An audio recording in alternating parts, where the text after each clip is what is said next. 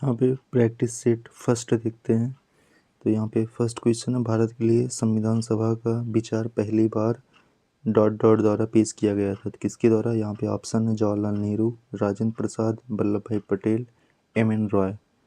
सो आपको अपना आंसर पहले जो है देख लेना चाहिए। तो यहाँ पे आंसर है एम.एन. रॉय।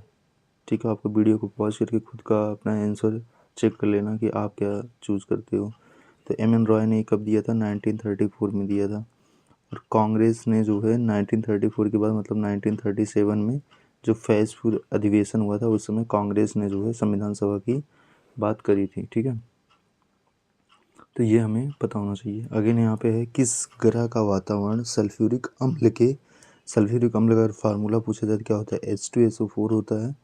H2SO4 के घने सफ़ेद और पीले बादलों से निर्मित है। तो ये किसका है? ये है शुक्र ग्रह का। ठीक है, ये चीज़ हमको पता होना चाहिए। तो किस ग्रह का वातावरण सल्फ्यूरिक अम्ल के घने सफ़ेद और पीले बादलों से निर्मित होता है? तो ये है शुक्र ग्रह।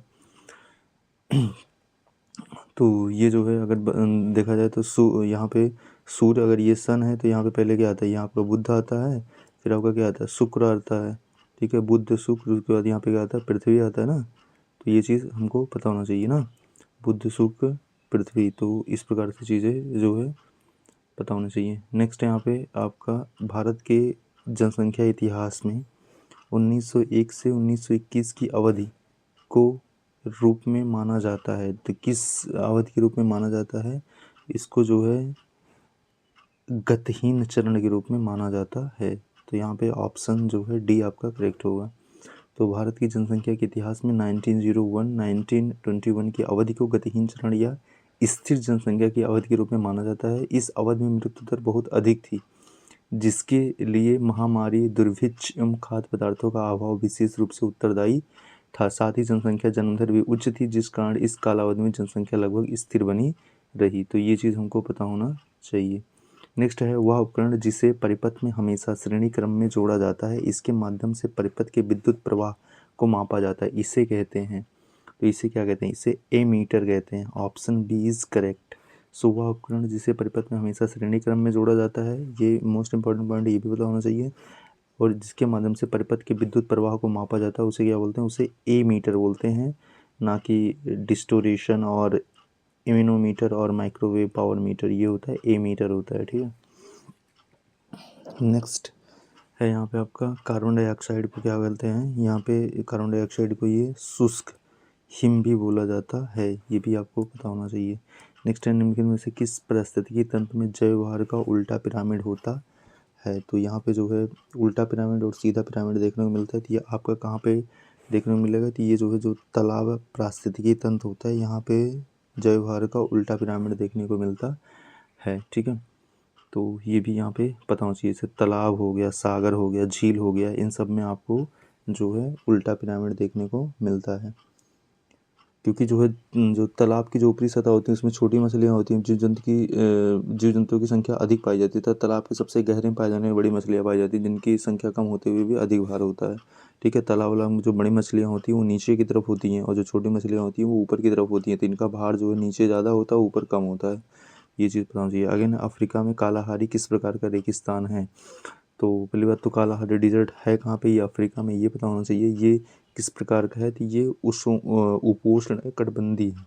ठीक है, तो ये भी हमको पता होना चाहिए। एक जो है कालाहारी मरुस्थल का क्षेत्र दक्षिणवर्ती अफ्रीका के बोत्सवाना, नामीबिया तथा दक्षिण अफ्रीका में फैला हुआ है।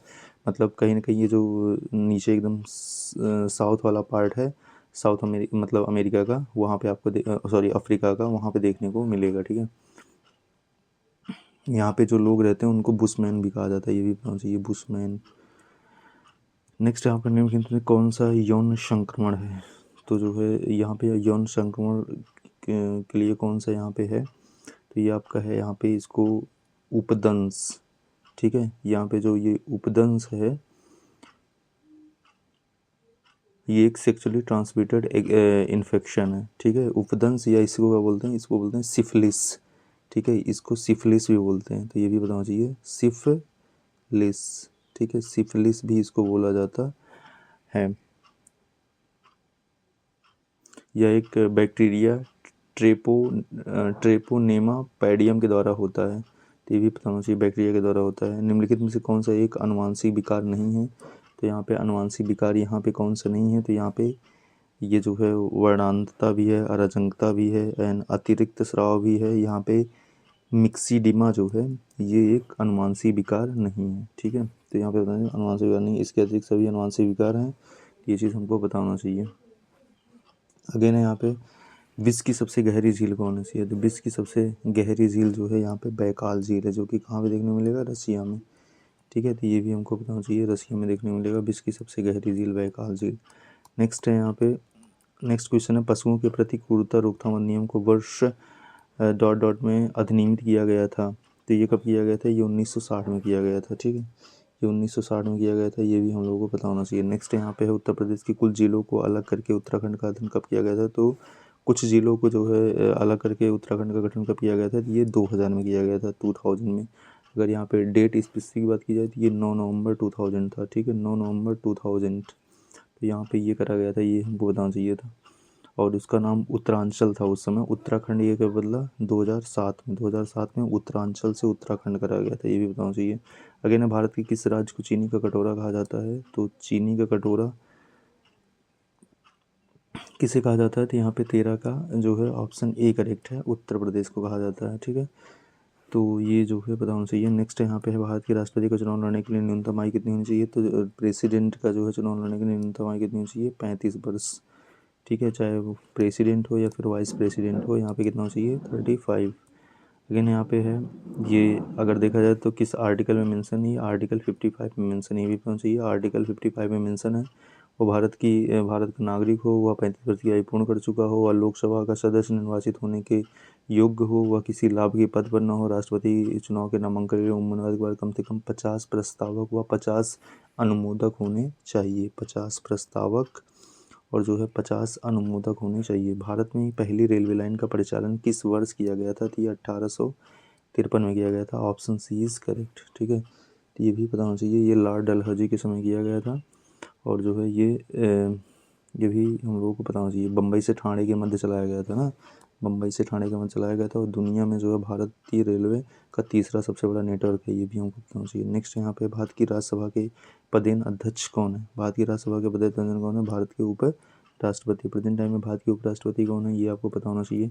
नेक्स्ट है वह शासक जिसकी श्रीरंगपट्टनम में स्वतंत्रता के वृक्ष ट्री ऑफ लिबर्टी का रोपण किया और जैकोलिन क्लब का सदस्य भी बना हुआ था, तो ये कौन था, टीपू सुल्तान, सफदरजंग, हैदर अली, सादत खां, तो ये कौन था, ये था टीपू सुल्तान, ठीक है। टीपू सुल्तान की अगर बात करी जाए तो ये जो है मतलब कि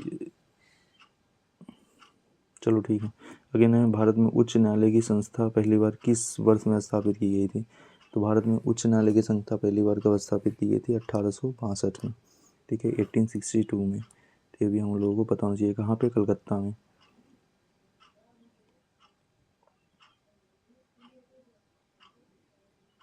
नेक्स्ट यहाँ पे उत्तर भारतीय मंदिर शैली और दक्षिण भारतीय मंदिर शैली की वास्तु शिल्पीय परंपरा के चयनात्मक मिश्रण से मंदिर वास्तुकला की कौन सी शैली निर्माण होता है, तो उसे बोलते हैं द्रविड़ शैली, ठीक है। तो मतलब नागर शैली होता है और एक द्रविड़ शैली होता है, तो उसे क्या बोलते हैं यहाँ पे, जो दोनों के मिक्स से बनता है उसे बेसर शैली बोलते हैं। हाँ, आंसर आपका यहाँ पे सी होगा, बेसर शैली, क्योंकि उत्तर भारत में नागर शैली, दक्षिण भारत में द्रविड़ शैली, तो यहाँ पे क्या होगा, बेसर शैली होता है।